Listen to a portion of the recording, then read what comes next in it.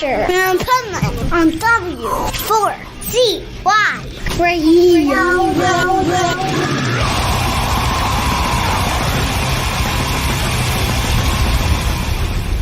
Wake up, America! It's time for the Adventures of Pipeman on W4CY.com, West Palm Beach's #1 internet radio station. Here's your host, the Pipeman.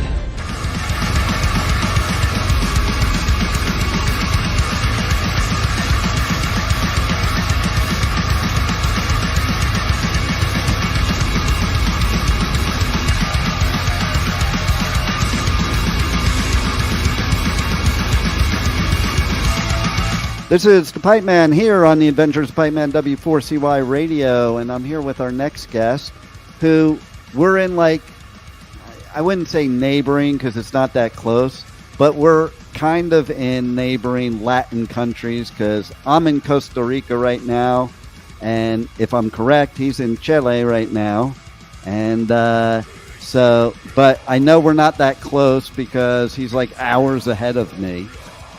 But we don't have any time zone change here. But more importantly, his music is badass, and his band is badass.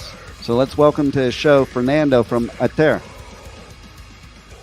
Hey, thank you very much for having me on the show, Pipeman.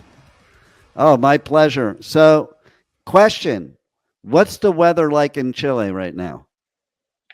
Right now we're going into fall, so the days are finally getting more gray and more chilly. I get tired of the summer quite quick, actually, to be honest with you.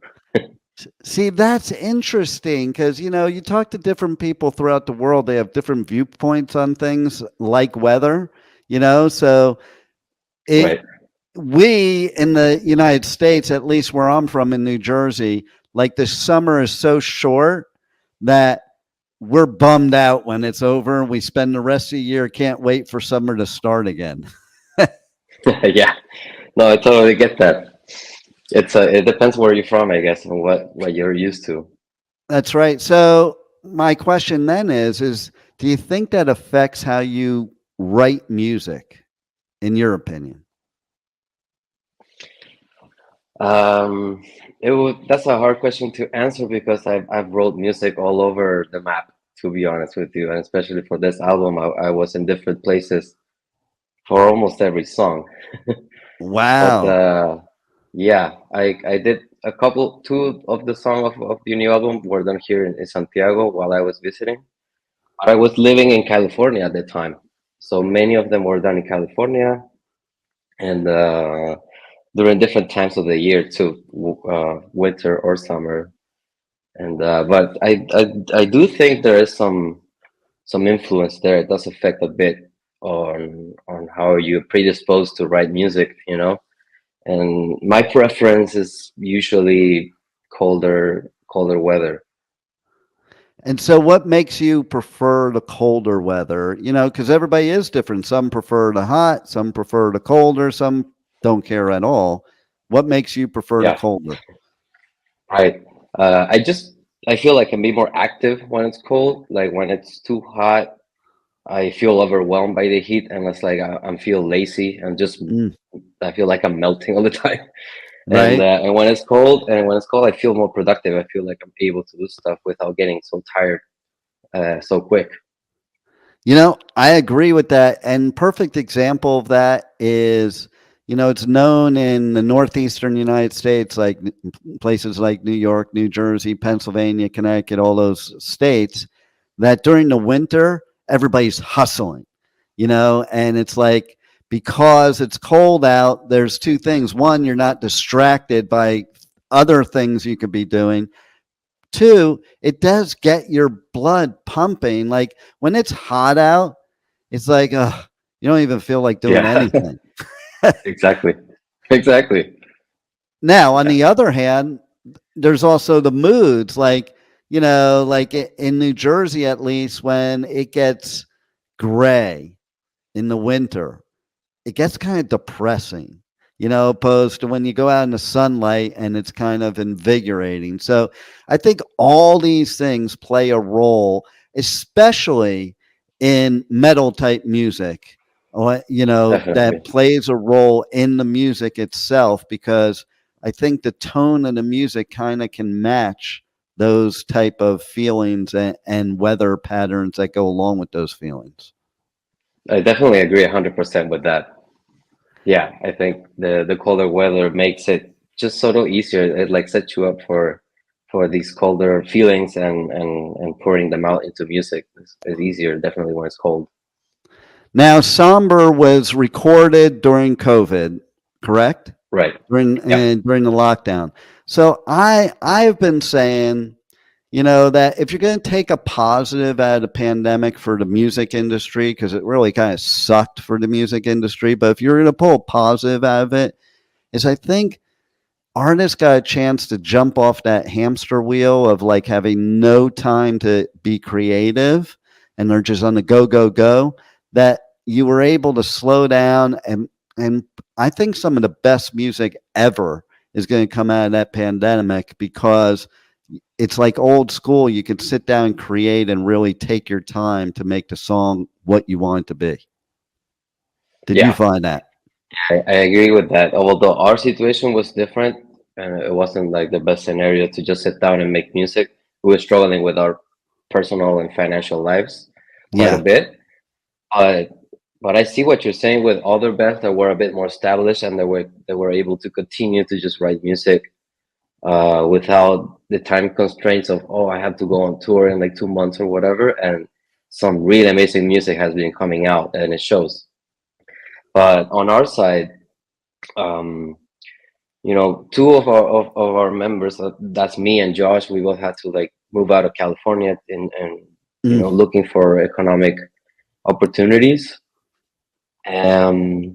So that it just delayed the whole process. We wanted originally Somber to be out like by the end of 2021, actually, or around that time, maybe beginning of 2022.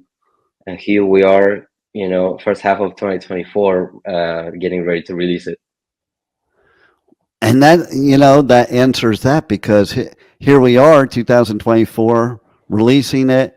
And it's kind of like and the fact that it's called Somber, even that says something about the whole process of even making this album, in my opinion. Yeah. Yeah, for So, sure.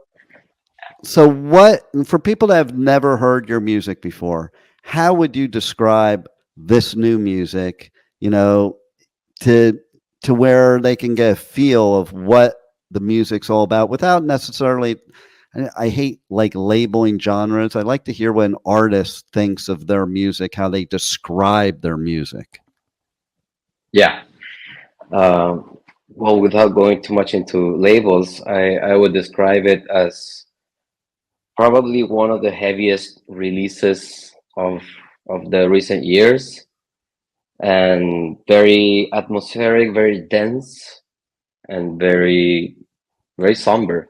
Just like the title is actually just based on the sound, on the overall sound of the album. We picked it, and then we developed the sound even further with the title. But I think it's very somber, not necessarily depressing, but it's like a somber view on the world, and a reflection of that inside oneself. Yeah, well, listen, that's real to me, and I think music should be real, and we are experiencing that in the world, and I think music should reflect that. And now, of course, I would say the new lineup too has created like even more of a vision of how your music should be. Is that correct? Absolutely correct. Yeah, when the new lineup came up together, we were discussing ideas of how to present the band live, and aesthetically as well as many other aspects. But immediately we realized, oh, we're on the same page here. Like, we all want to do the same stuff, and that's, I think, why the package ended up being sort of cohesive, and what we worked on for the first video that we presented, Ignis Immortalis.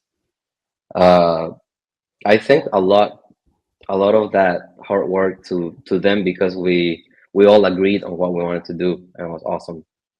That's so important too. Like, because I've been around a lot of bands, like especially in the beginning, and they're just not on the same page a lot of times. And they may make great music, but that's when it doesn't last. It doesn't have that long lasting. I think it's so important to be all on the same page.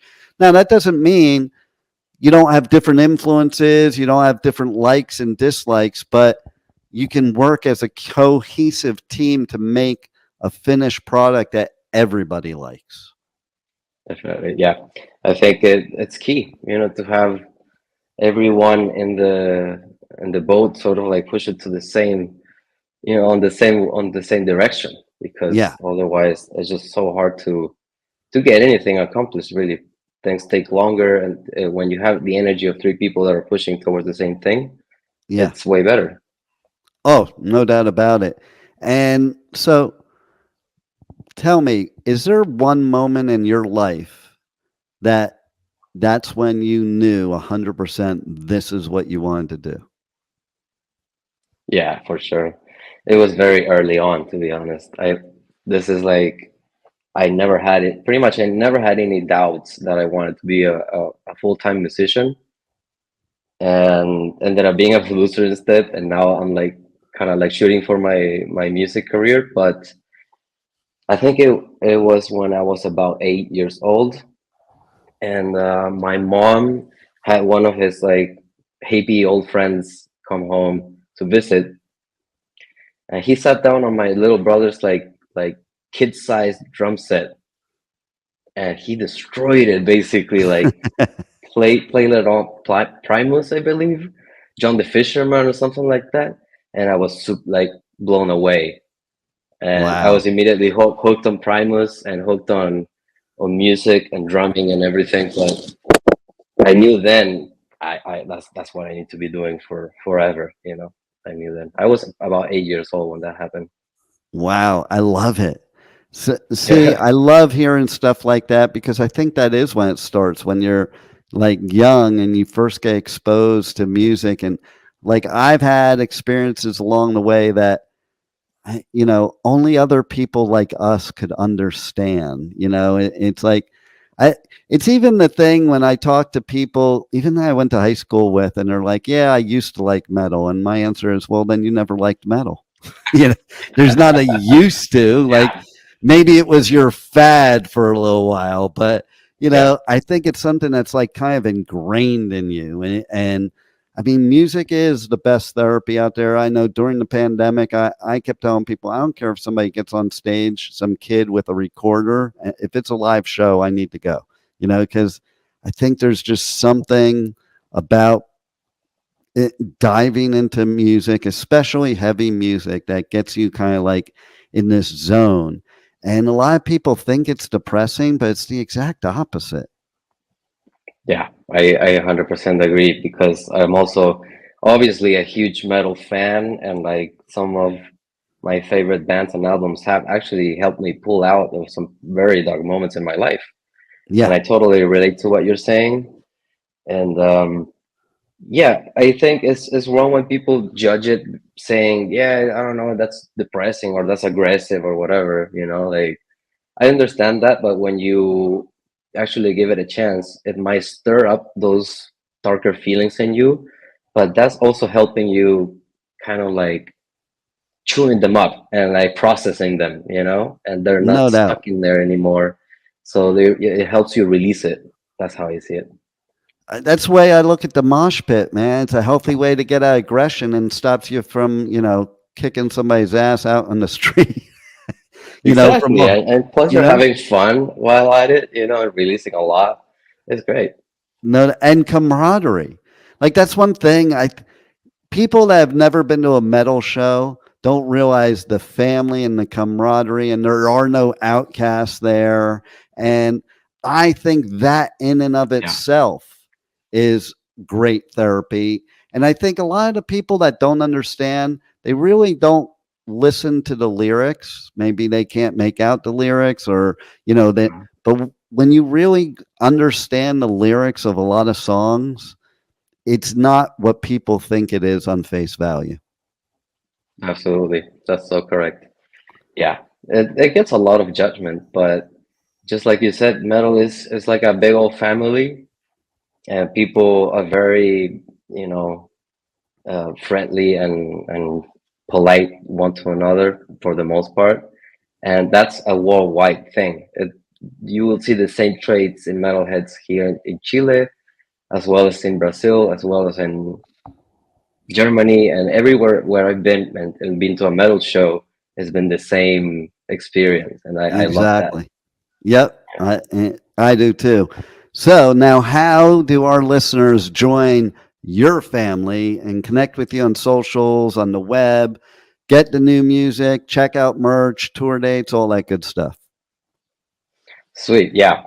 So yeah, please keep an eye out for our stuff, because we have a new album coming out April 19th. Obviously, you can find us on Instagram, is where we are most active, and it's at Ater _dark. Okay, and then on YouTube we have a lot of material coming out, and you can find us there at Ater Metal. So just type in Ater and we'll pop on there. And what else? We have our brand new website, ater.cl. Very short URL there. And yeah, that's about it. We are about to announce a tour in Latin American countries, so keep an eye out for that. That's probably the easiest and best way to join our family. I love it, and I love that your album's dropping on April 19th, because that's my oldest daughter's birthday. You're like the second interview in a week that something was dropping on her birthday, so that's pretty cool. That's great. Awesome. So any final words you want to leave our listeners with that we haven't covered already, that you want them to know about the band and your music and anything that's upcoming? Yeah, keep an eye on for tours, and please go watch our latest music videos. We put a lot of hard work into them, and thanks for tuning in, and please check us out.